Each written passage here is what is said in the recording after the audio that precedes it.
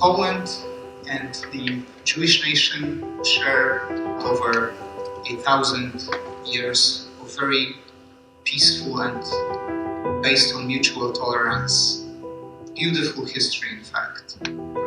But somehow Holocaust, in the most horrifying and the most tragic way, bonds us and connects us, because the soil where all these atrocities happened was Poland.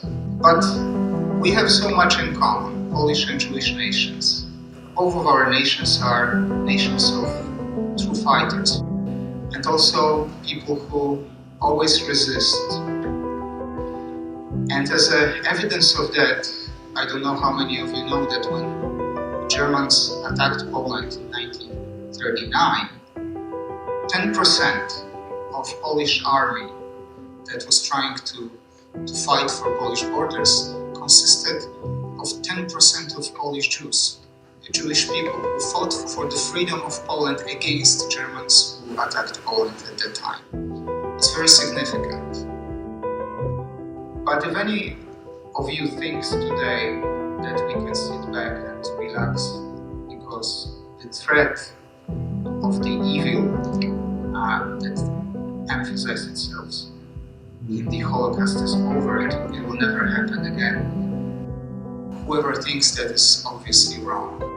As we speak, there are leaders and countries that are willing to attempt an attack to freedoms of individuals, their lives, but also sovereignty of other countries. And unfortunately, Poland is again observing that from a very close distance. So what can we do to prevent something as horrible as Holocaust to happen again? We must invest in education of our societies, preserve the history, what the World Values Network is doing so beautifully.